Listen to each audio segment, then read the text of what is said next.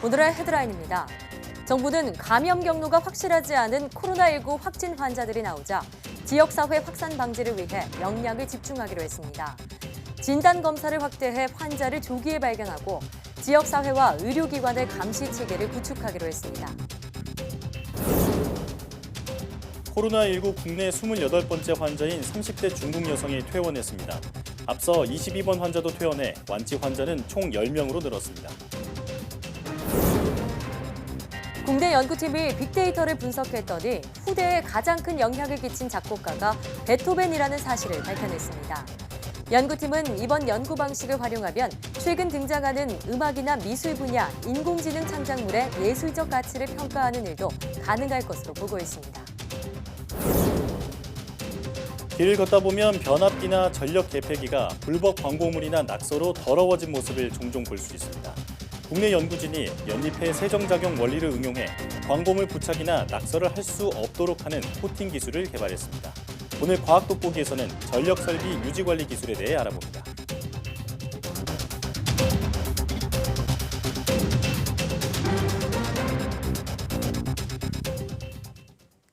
여러분 안녕하십니까? 사이언스 투데이입니다. 코로나19 29번 환자의 감염 경로가 오리무중인 가운데 환자가 다녀간 고대 안암병원 응급실은 비상이 걸렸습니다. 곧바로 응급실을 폐쇄하고 의료진과 환자 등 40여 명을 격리 조치했습니다. 김승재 기자가 보도합니다. 고대 안암병원 응급실 문이 굳게 닫혀 있습니다. 환자가 이곳을 찾은 것은 토요일 정오쯤. 흉부 통증을 호소하며 선별 진료소를 거치지 않고 바로 응급실로 갔습니다. 병원 측은 심근경색을 의심해 CT 촬영을 했고 폐렴을 확인하고는 코로나19 진단검사를 했습니다. 하고서는 폐렴 진단이 나왔기 때문에 이제 우리가 가서 이제 코로나19 검사를 했는데 거기서 양성 판정되니까 이제 그걸로 보내버린 거예요. 고대 안암병원은 양성을 확인하자마자 곧바로 응급실을 폐쇄했습니다. 아울러 응급실의 의료진과 직원은 자가격리, 환자는 1인실 격리 조치했습니다. 보건당국은 역학조사관을 파견해 환자의 진료 기록과 동선 등을 확인하고 있습니다. 아무래도 여행력이나 이런 위험 요인이 없이 또 심근경색증 같은 그런 가슴 통증으로 진료를 받으셨기 때문에 노출 부분이 어느 정도는 발생한 걸로 보고 있고 29번 환자는 고대 안암병원 응급실에서 13시간 이상 머물렀습니다. 이 때문에 이 시간 동안 병원 내 바이러스를 전파했을 가능성이 있어 우려가 커지고 있습니다. YTN 김승재입니다. 29번과 30번 부부 환자와 관련해 감염 경로를 알 수 없는 지역사회 감염이 시작됐다는 우려가 나오고 있습니다. 이에 정부는 코로나19의 지역사회 확산 방지를 위해 역량을 집중하기로 했습니다. 취재기자 연결합니다. 이성규 기자. 네, 이성규입니다. 네, 지금까지 정부 방역 대책의 중심이 코로나19의 국내 유입 차단이었다면 앞으로는 지역사회 확산 방지에 초점을 맞춰 역량을 집중한다고 하죠. 지역사회 확산 방지를 위해 정부는 우선 진단검사를 확대해 환자를 조기에 발견하고 지역사회와 의료기관의 감시체계를 구축하기로 했습니다. 또 의료기관의 감염 예방과 취약시설 보호 조치를 더욱 강화하는 내용을 지방자치단체에 설명하고 협조를 요청했습니다. 환자 조기 발견을 위해서는 해외여행 이력이 없더라도 의사소견에 따라 진단검사를 하고 원인불명 폐렴으로 입원 중인 환자 역시 마찬가지입니다. 취약시설 감염 예방을 위해서는 우선 이틀 동안 전국 1,400여 요양병원을 대상으로 모든 종사자에 대해 조사를 펼칩니다.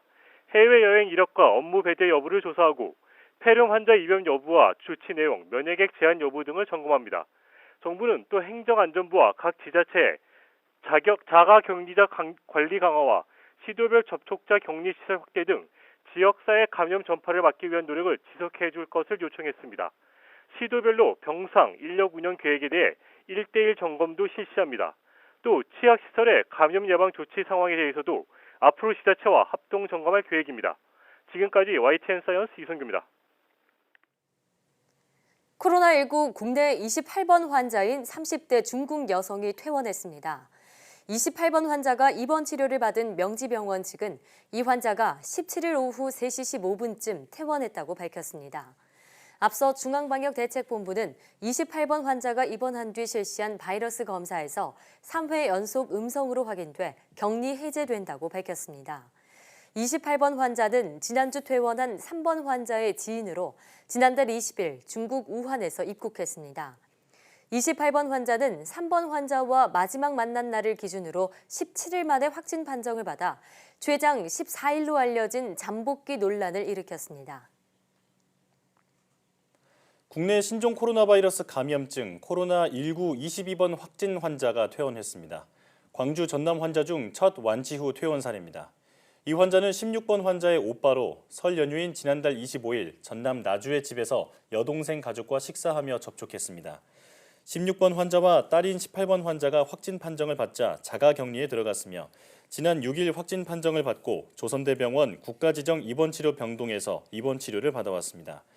22번 환자는 자신의 치료와 편의를 위해 24시간 고생한 의료진에게 매우 감사하다며 완치 소감을 밝혔다고 의료진은 전했습니다. 22번 환자의 밀접 접촉자로 분류된 부인은 검사에서 음성 판정을 받았으며 직장 동료, 마을 주민 등의 추가 의심 환자 사례도 현재까지 없습니다. 코로나19 발원지인 중국 우한에서 2차로 귀국해 임시생활시설에 격리됐던 교민들이 모두 안전하게 퇴소했습니다. 교민들은 버스 앞면에 현수막을 걸어 아산 주민들에게 고마움을 전했습니다. 김동우 기자입니다. 우한 교민들이 충남 아산 경찰 인재개발원 정문을 통과하면서 격리 생활에서 해제됐습니다. 지난 1일 입소했으니 꼬박 15일 동안 외부와 물리적 접촉이 차단된 채 생활한 겁니다. 다소 걱정도 많았지만 최종 바이러스 진단 검사 결과 모두 음성 판정을 받았습니다. 지난 1일 2차로 충남 아산 경찰 인재개발원에 입소해 안전하게 퇴소한 우한 교민은 334명입니다. 교민들이 무사히 퇴소하자 인근 주민들도 이른 아침부터 인재개발원 정문 앞에서 손을 흔들며 환송했습니다. 건강하게 계시다 가셔가지고 저희 아산 시민들도 기분이 좋고요. 그리고 빨리 코로나19 요 병이 빨리 없어졌으면 좋겠습니다. 아산을 떠나는 교민들은 버스 앞면에 현수막을 걸어 그동안 아산 주민들에 대한 감사함을 전했습니다. 저희가 뭐 대단한 사람도 아닌데 마치 정말 대단한 사람처럼 대해주시고 너무너무 감사해요. 신영 행정안전부 장관은 인재개발원을 찾아 무사히 떠나는 교민들을 격려했습니다. 진 장관은 이어 마을회관과 충남도 그리고 아산시 현장 사무실을 찾아 주민과 공무원들에게 고마움을 전했습니다. 아산 홍보를 많이 해서 오히려 더 아산 관광객이 많아지지 않을까 이렇게 기대를 하고 있는데 저는 그래서 잘 이미지가 너무 좋아졌다 이렇게 좀 생각을 하고요. 지난달 31일과 지난 1일 귀국해 입소한 중국 우한 교민 700명은 모두 안전하게 거주지 등으로 돌아갔습니다. YTN 김동호입니다.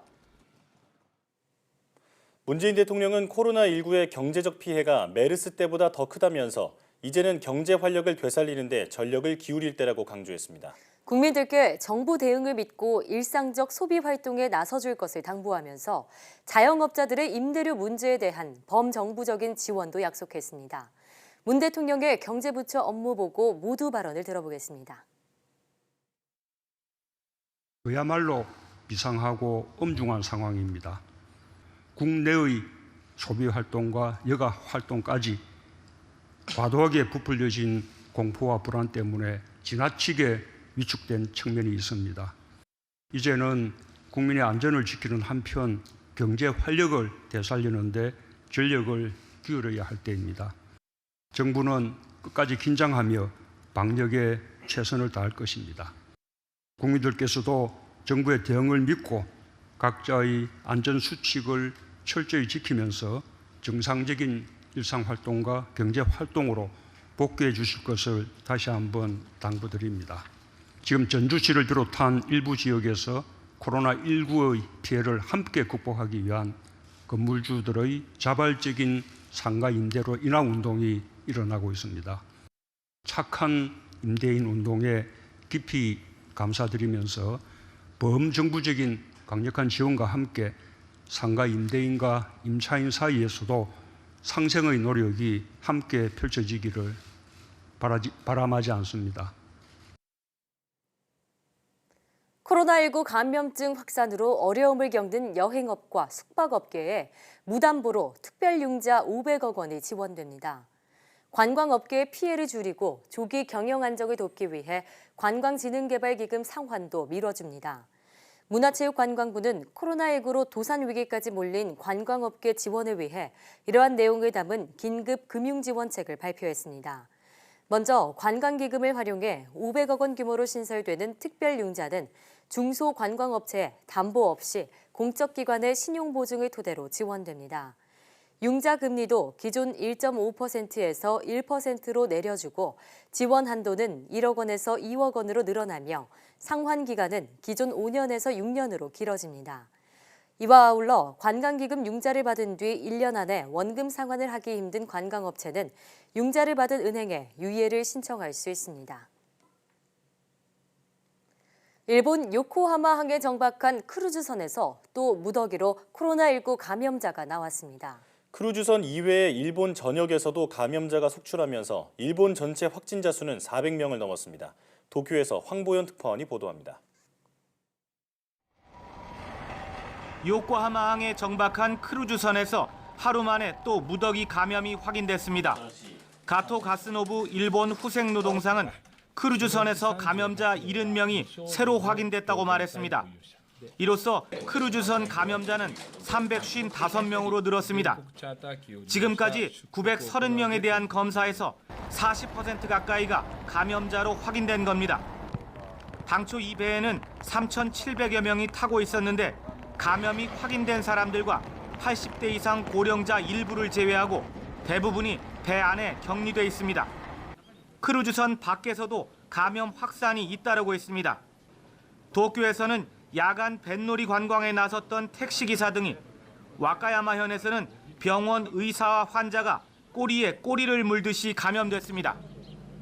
지역과 나이, 직업을 가리지 않고 전국에서 감염자가 나오면서 크루즈선을 포함한 일본 내 감염자는 400명을 훌쩍 넘었습니다. 중국 이외의 나라 중 감염자 수가 가장 많고 중국 외에 400명을 넘은 나라도 일본이 유일합니다.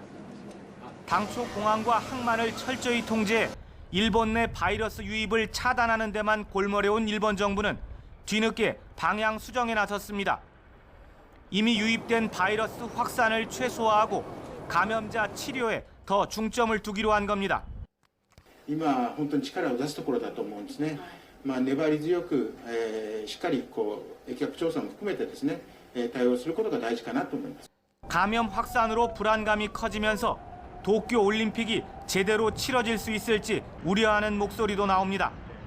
국제보건기구나 올림픽위원회, 일본 정부 모두 현재로서는 예정대로 올림픽이 치러질 것이라고 밝히고 있지만 일본 내 확산이 본격화할 경우 영향이 불가피해 보입니다.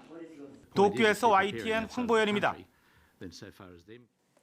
일본에서는 요코하마항에 정박한 대형 크루즈선에 이어 도쿄 하천을 누비는 소형 유람선 탑승자 중에서도 코로나19 감염자가 대거 확인됐습니다.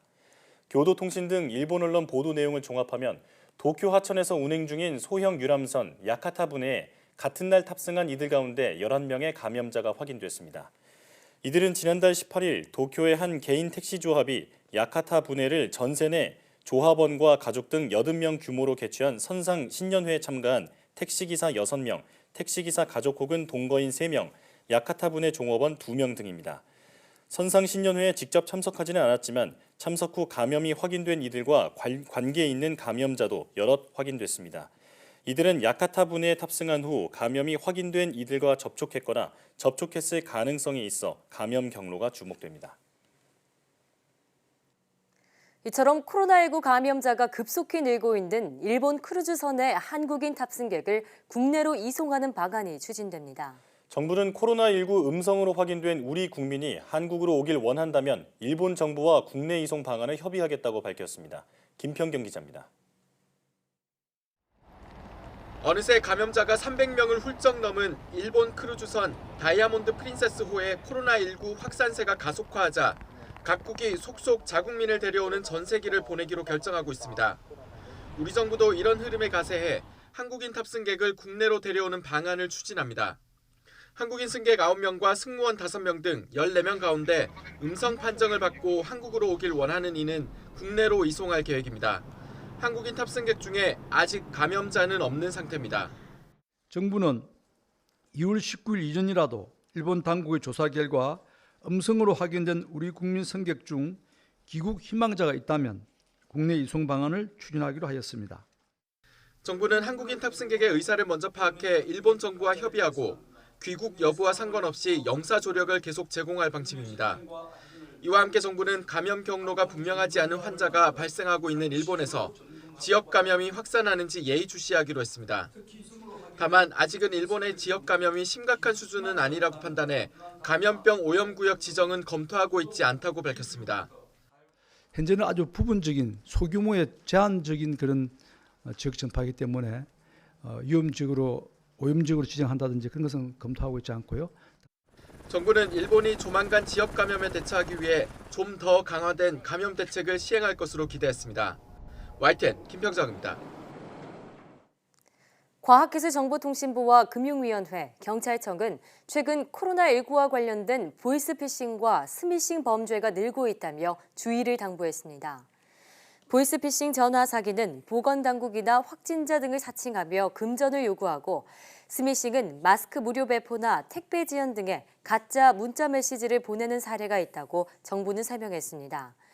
정부는 코로나19 관련 보이스피싱이나 스미싱 등으로 인한 피해를 막기 위해 이동통신사와 협력해 경고 문자를 발송하고 필요하면 즉시 경고를 발령할 방침입니다. 보건용 마스크 주문을 일방적으로 취소하고 값을 올린 온라인 판매 업체들이 공정거래위원회에 적발됐습니다. 공정위는 지난 4일 이후 마스크 관련 점검에서 재고가 있는데도 품절이라며 소비자의 주문을 취소한 뒤 가격을 올려 다시 판매한 온라인 판매업체 3곳이 확인됐다고 밝혔습니다. 공정위는 이 업체들의 법 위반이 확인되면 시정명령과 영업정지, 과징금 부과 등으로 제재할 계획입니다. 공정위는 마스크 관련 소비자 불만이 제기된 4개 온라인 쇼핑몰과 판매자의 주문 취소율이 높은 14개 온라인 판매업체를 대상으로 마스크 수급 관련 법 위반 행위를 집중적으로 단속하고 있습니다. 정부가 마스크의 국외 반출을 막겠다며 대대적인 단속에 나서고 있지만 여전히 마스크는 중국으로 대량 반출되고 있습니다. 이 과정에서 국내 통관 대행업체들이 나서서 꼼수 배송을 해주고 있는 것으로 드러났습니다. 김지환 기자가 보도합니다. 인천 세관 압수품 창고에 마스크가 담긴 상자가 가득합니다. 보따리 상들이 중국으로 몰래 보내려다 적발된 국내산 마스크들입니다. 정부는 코로나19 확산으로 국내 마스크 수요가 급증하자 국외 반출 행위에 대해 칼을 빼들었습니다. 손 소독제를 국외로 반출할 경우에 간이 수출 절차를 정식 수출 절차로 전환하여 국외 대량 반출을 사전에 차단하도록 하겠습니다. 마스크 대량 반출에 세금을 매겨서 부담을 주겠다는 건데 온라인에는 벌써 통관 대행업체들이 나섰습니다. 세금 낼 돈 절반 가격에 대신 중국으로 보내준다는 겁니다. 물론 돈은 이제 중국 쪽에서 주겠죠. 국내에서 내가 내 사업자로 물건을 사서 내 사업자로 정식 수출해 주겠다 이런 내용이거든요. 그런 걸 알면서도 오른 해결되라는 입장도 있고. 불법과 편법 반출도 적지 않습니다. 취재진이 한 업체에 마스크 만 장을 중국으로 보낼 수 있는지 문의하자 곧장 단속에 걸리지 않는 방법을 알려줍니다. 박스를 여러 개를 분할을 해서 이렇게 보내드릴 수 있는 방법이 있어요. 많이 그렇게도 보내고 있어요. 정부가 마스크 300개 이하는 자가 사용 물품으로 보고 신고 없이 반출을 허용하자 그 점을 교묘히 활용해 마스크를 나눠 보내는 겁니다. 아예 서류 없이 이른바 묻지마 배송으로 보내자는 제안까지 이뤄지지만 모두 불법입니다. 신고 대상 물품을 수출하면서 수출 신고를 하지 않은 경우에는 관세법에서는 밀수출입죄로 보고 있습니다. 3년 이하의 징역 또는 물품 원가 이하에 상당하는 벌금에 처할 수 있습니다. 관세청은 불법 수출은 물론 통관 대행 실태도 집중 단속을 하겠다고 밝혔지만 꼼수 배송이 사라질지는 미지수입니다. YTN 김지환입니다.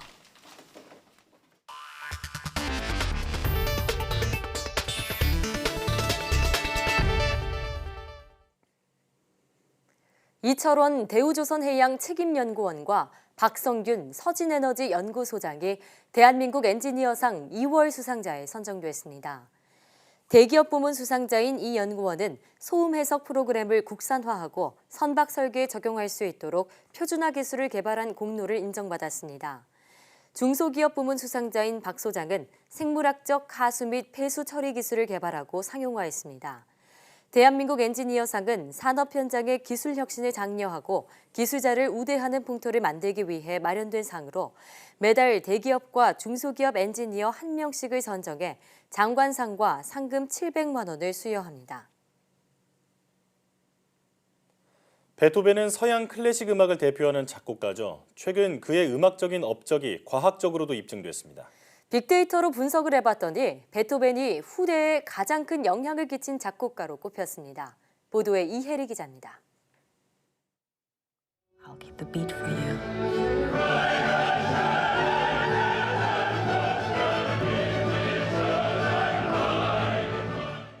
청각장애라는 한계를 극복한 베토벤.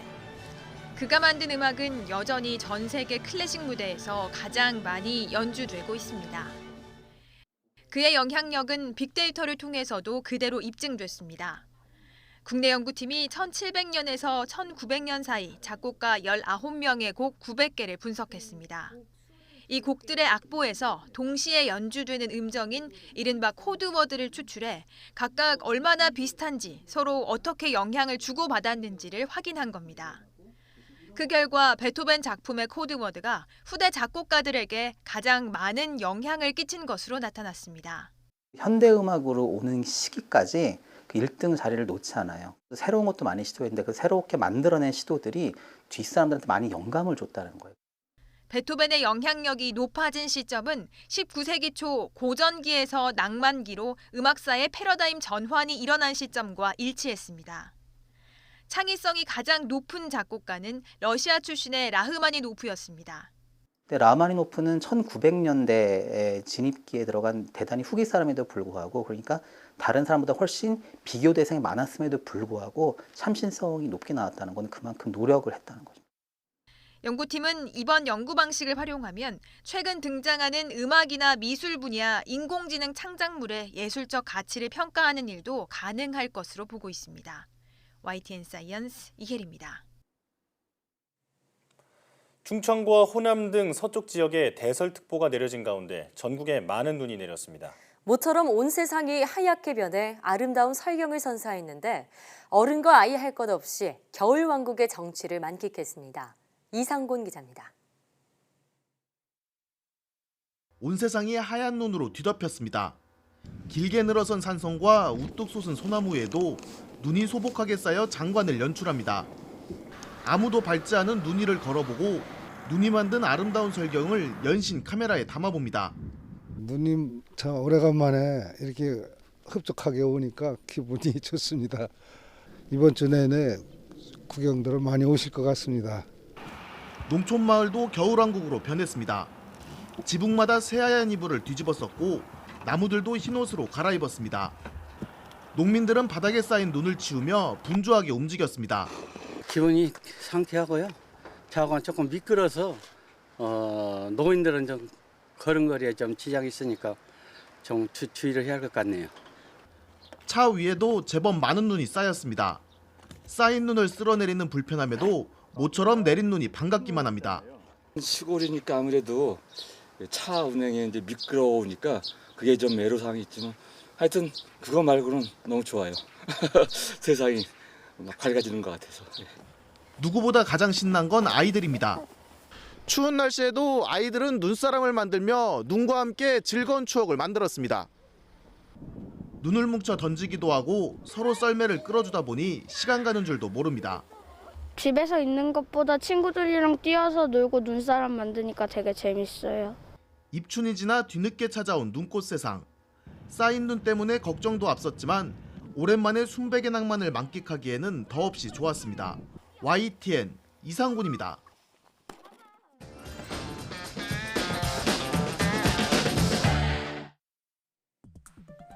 한 주간 화제의 뉴스를 뽑아보는 사이언스 핫5 시간입니다. 지난주에는 어떤 과학 뉴스가 시청자들의 눈과 귀를 사로잡았을까요?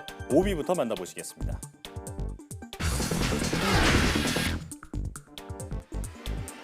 나트륨은 성인병의 주요 원인 가운데 하나로 꼽히는데요. 국내 연구진이 나트륨의 과잉 섭취를 막는 뇌 속 원리를 찾아냈습니다. 우리 몸의 특정 신경회로가 나트륨을 먹고 싶지 않도록 세포의 흥분을 억제한다는 건데요. 이 원리를 이용하면 소금 섭취를 줄여서 고혈압이나 신부전 치료에도 도움이 될 것으로 보입니다.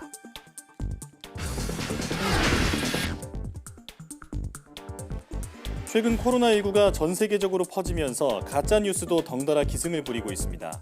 확진자의 거짓 신상 정보가 떠도는가 하면 허위 광고로 소비자를 혼란에 빠뜨리기도 하는데요. 특히 사람의 생존 본능과 관련된 가짜 뉴스들은 훨씬 더 주목하기 쉽고 확산 속도도 빠릅니다. 무엇보다 출처가 의심스러운 정보는 걸러서 받아들이고 스스로 확대 재생산하지 않으려는 노력이 중요하겠죠.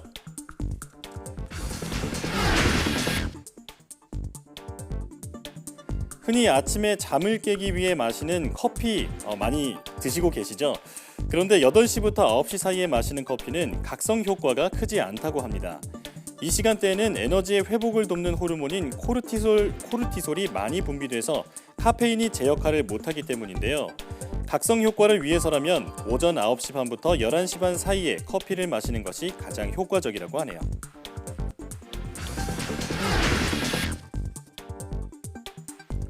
코로나19로 인해 우리 몸을 지키는 면역력에 대한 관심이 커지고 있습니다. 전문가는 면역력을 키우려면 평소 생활 습관이 중요하다고 강조했는데요. 신선한 채소나 과일을 많이 섭취하고 꾸준한 운동과 스트레스 관리를 하는 것이 면역력 유지에는 도움이 된다고 합니다. 또 손 씻기나 실내 환기와 같이 개인 위생을 철저히 하는 것도 면역력을 높이는 데는 중요하다고 하네요.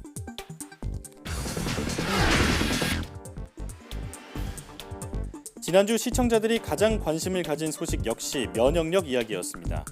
우리 몸의 파수꾼 역할을 하는 면역세포가 오히려 건강을 위협하는 독이 될 수도 있다는 건데요. 면역세포의 과잉 반응으로 일어나는 사이토카인 폭풍 때문입니다. 코로나19 환자에게도 나타나는 사이토카인 폭풍은 여러 감염병의 사망률을 높이는 원인이 되는데요.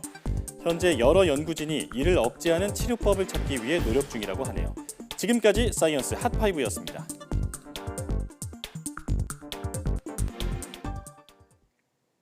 지난해 4월 세계 최초로 상용화한 5세대 이동통신 5G 서비스가 개통 1년이 다 돼가도록 기지국이 부족해서 소비자를 불편케 하고 있습니다. 통신사들은 서비스 초기에 어쩔 수 없는 문제라며 책임을 회피하면서도 민원을 제기하는 일부 소비자에겐 개별적으로 보상을 하고 있어 논란이 일고 있습니다. 나희인 기자의 보도입니다. 지난해 8월 5G 휴대전화를 개통한 임모 씨. LTE보다 최대 20배 빠르다는 말을 믿고 선택했지만 데이터가 끊기는 현상은 오히려 전보다 잦아졌습니다.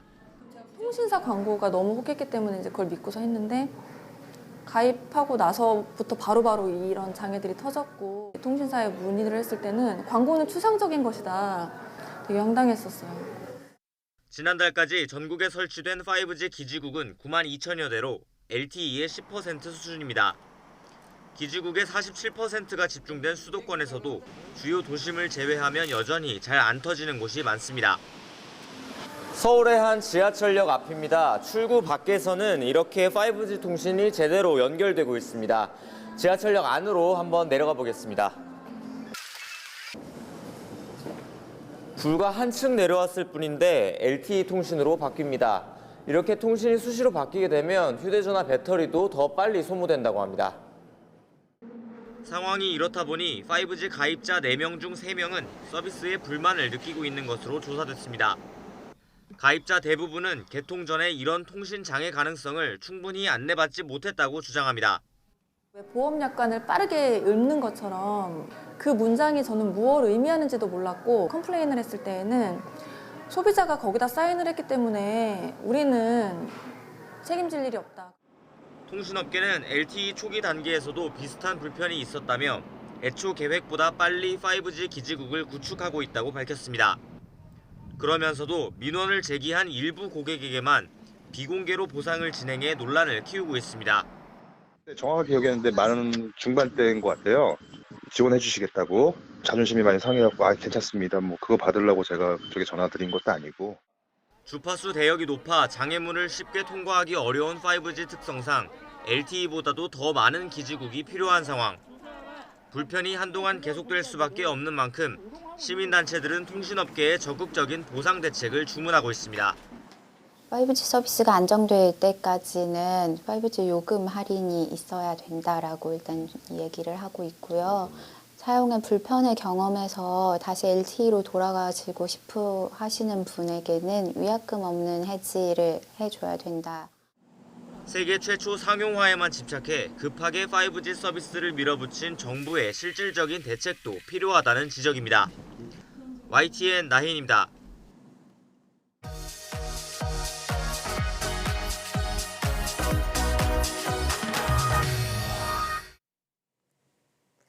길거리에 설치된 전력 설비가 각종 광고물이나 매연으로 더럽혀진 경우 보신 적 있을 겁니다.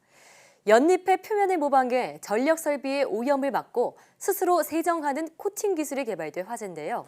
오늘 과학 돋보기에서는 생체 모방 기술을 적용한 전력 설비 유지 관리 기술에 대해 알아보겠습니다. 한국전력공사 전력연구원 한상철 실장과 함께합니다. 실장님 어서 오세요. 어서 오세요. 안녕하십니까? 네.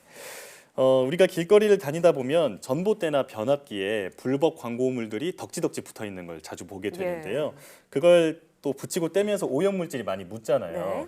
네, 그런데 이런 오염을 방지할 수 있는 기술이 개발됐다고 들었습니다. 바로 연잎의 세정 기술을 이용한 생체 모방 기술이라고 하는데 우선 연잎이 어떤 원리로 스스로 깨끗함을 유지할 수 있는지가 궁금한데요. 네, 그 불교에서는 세상에서 가장 청정한 것을 비유할 때 연꽃을 듭니다. 오염물질에 더럽혀지는 일이 없기 때문인데요. 연잎을 자세히 보면 연잎 위에 물방울이 떨어지면 동그란 공 모양을 유지하면서 굴러다니거나 미끄러져 내립니다. 이 과정에서 연잎 표면이 먼지까지 물방울과 함께 떨어져서 연잎은 언제나 항상 깨끗한 상태를 유지하게 되는데요. 이런 현상을 연잎 효과라고 합니다. 연잎은 표면 에너지가 물보다 작아서 기본적으로 발수 특성을 가지고 있고요. 표면 구조를 좀 더 자세히 보면 수십 나노 크기의 나노돌기로 구성되어 있어요. 쉽게 말하면 무수히 많은 나노돌기들이 연잎 표면에 닿을 수 없도록 떨어진 물방울을 지탱하고 있는 것이죠. 이 생체 모방 기술이란 동물이나 식물과 같은 그런 자연물의 특징을 본떠서 만든 기술을 말하죠. 연잎에 빗물이 거의 묻지 않고 흘러서 떨어지는 그런 원리를 이용해서 코팅 기술을 개발을 하셨는데 기존 코팅과는 어떤 점이 다른가요? 네, 그 가장 큰 차이는 내구성과 자기세정 같은 기능의 지속성에서 많은 차이가 납니다. 물론 이 두 가지를 개선하는 것이 본 개발의 주된 목적이기도 했지만요. 길거리에 배전함에 적용하는 기존의 코팅 도료는 철판과 결합력이 좋은 아크릴이라는 성분과 부착이나 낙서가 잘 안 되는 실리콘 오일 성분을 혼합해서 사용하게 됩니다. 그런데 단순히 섞어서 상온에서 경화시키다 보니까 시간이 지남에 따라서 이 아크릴과 실리콘 오일이 분리가 되게 되는데요. 1년 정도 지나면 실리콘이 결국 줄어들어서 부착 방지 성능이 저하되고 아크릴의 방리도 쉽게 일어나게 됩니다. 하지만 저희 전력연구원에서 개발한 도료는 아크릴과 실리콘을 단순히 혼합하는 것이 아니라 화학적으로 합성, 결합시켜서 실리콘이 유지되는 것을 원천 봉쇄했는데요. 그렇게 하면 내구성과 성능의 지속성을 2배 이상으로 늘릴 수 있습니다. 또한 가격도 4분의 1 정도로 낮아졌습니다. 이렇게 개발된 코팅 도료는 자기세정, 부식, 그리고 오염 방지 기능뿐만이 아니라 외부 표면에서 열 에너지를 반사시키기도 하고요. 또 내부로의 이동을 차단시켜서 열 축적을 감소시키는 차열 기능도 있어서 장비를 보호하게 되고 화재의 위험성을 줄일 수 있습니다.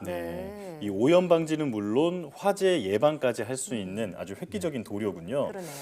개발 막바지에 실제 거리에 이제 적용하기 전에 현장 시험을 해봤다고 들었습니다. 그 시험 과정에서는 어떤 점을 개선하셨나요?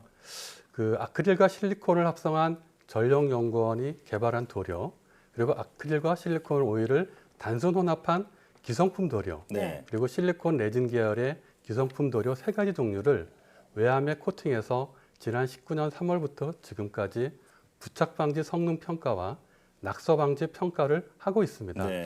또한 육안 관찰을 통해서 태양광이나 기타 오염물에 의한 도막 박리 현상 및 표면 상태를 확인하고 있는데요. 현재까지 관찰한 결과로는 전력연구원의 개발품은 도막 박리는 전혀 관찰되지 않았고요. 부착 방지 성능이나 낙서 방지 성능 또한 전혀 저하되지 않았습니다. 네. 반면 실리콘 레진 계열의 도료를 사용한 기존 제품의 경우 부착 방지 및 낙서 방지 성능은 개발품과 유사했지만 도막의 내구성이 매우 약해져서 박리 현상이 발생하는 것을 확인할 수 있었습니다. 예. 지금까지 실증을 진행하면서 코팅 도료의 경우 내구성과 부착 방지 성능에 문제가 없었지만 향후에는 도심 지역 주변에 스프레이 낙서가 많아질 우려가 있기 때문에 이 빗물에 씻길 정도로 낙서 방지 성능이 향상되고 내구성도 지금보다 더 향상했으면 좋겠다고 생각했습니다. 예. 그래서 현재 낙서 방지 성능과 내식성을 높이기 위해서 불소를 좀 첨가했고요. 예. 그리고 아크릴 대신에 에폭시를 사용해서 에폭시를 사용한 코팅 도료를 개발하여서 서울 도심지에 실증할 계획을 가지고 있습니다. 네, 실증 계획 갖고 계시군요. 자, 그런데 이 배전기기가 기존에는 외부에 설치되어 있다 보니까 무더운 여름날에는 열을 받으면은 내부 기기에 좀 결함이 생길 수도 있다고 들었습니다. 맞습니다. 이번에 개발하신 이런 기술이 이런 열화까지도 방지할 수 있는 기술이라고 들었는데요. 자, 그런데 겨울에는 또 날이 추워지잖아요. 그럼 이런 상황에서는 문제가 또 생길 수 있을 것 같은데 어떤가요? 맞습니다. 이 강원도 같은 다설 혹한 지역에서 빙설이나 착설, 착빙에 의한 전선이나 애자의 손상 사례가 지속적으로 보고되고 있습니다. 겨울철 추운 날씨에 전선이나 애자 표면에 얼음이 축적되면 전력선이나 통신 네트워크에 심각한 문제가 발생하게 되는데요. 또한 전선에 부착된 빙설은 급격한 온도 상승이나 풍압에 의해서 한꺼번에 떨어지게 되는데요. 이때 빙설의 탈락에 의해서 반동으로 전선이 위로 튀어올라서 전선 사이에 접촉이 발생하면서 아크가 발생하게 됩니다. 아크요? 네, 전선 도약이라고 하는 이 현상은 급격한 전압 강화로 인해서 전기 품질에 상당한 영향을 미치게 되고요. 고장의 파급 효과가 국지적으로 발생하지 않고 광범위하게 발생하게 됩니다. 또한 착빙된 전선이 강풍을 받게 되면 저항과 함께 큰 폭의 진동이 발생해서 전력선의 단락 사고를 유발하게 됩니다. 이런 날씨 탓에 전선이 끊어지기라도 하면 정전이나 전자기기 고장과 같은 문제가 발생할 수 있겠습니다. 맞습니다. 이런 문제도 코팅제로 보완이 가능하다고 들었는데 네, 맞습니다. 어떤 기술을 개발하신 건가요? 근본적으로 코팅제가 얼음이 얼지 않도록 하는 게 가장 중요하겠죠. 그래서 우리 한전전력연구원에서는 내구성과 결빙 방지 특성을 높이기 위해서 실리콘 고무에 실란이라는 화합물을 첨가해서 코팅제를 개발했습니다. 이번에 개발한 코팅 도료를 송전설로 표면에 적용할 경우에 표면의 초발수성에 의해서 눈이나 수분이 얼기 전에 흘러내리게 되고요. 극한 추위에 얼음이 형성되더라도 얼음과 코팅층의 결합 강도를 낮춰줘서 산들바람 정도에도 얼음이 제거되기 때문에 겨울철 착빙설에 의한 단선을 방지할 수 있을 것으로 기대하고 있습니다. 향후에 저희가 태백 지역 송전선에 실증할 예정입니다. 지금 오늘 설명을 듣다 보니까 이 코팅 기술이 사람으로 치면 피부와 같다는 그런 생각이 들어요. 정말 없어서는 안 될 중요한 기술인데요. 전력원에서 개발된 기술이 앞으로 어느 분야에서 더 활용될 수 있을지 설명해 주시죠. 저희 한전전력용으로 개발된 코팅 기술은 설명해드린 전력 기자재 외에도 다양한 분야에 활용될 수 있습니다. 태양광 패널에 높은 투명도를 갖는 코팅제를 적용해서 자기 세정이나 적설 방지 기능을 유지해서 유지관리 비용은 줄이고요. 겨울철 이용률을 높일 수 있고요. 또한 북극권을 운행하는 항공기 표면에 결빙 방지 기능을 적용해서 얼음을 제거하는 시간을 줄여서 항공기 운행률도 높일 수 있습니다. 그렇군요. 또 풍력 발전기에 터빈 날개에 결빙 방지 기능을 부여해서 얼음이나 착빙설에 의한 불균형 진동을 줄일 수 있는데요. 그럼 수명을 연장할 수 있겠죠. 그렇군요. 앞으로 기능이 좀 더 보강이 돼서 전력 설비는 물론이고요. 말씀하신 여러 분야에 적용될 수 있는 날을 기대해 보겠습니다. 오늘 말씀 잘 들었습니다. 네, 감사합니다.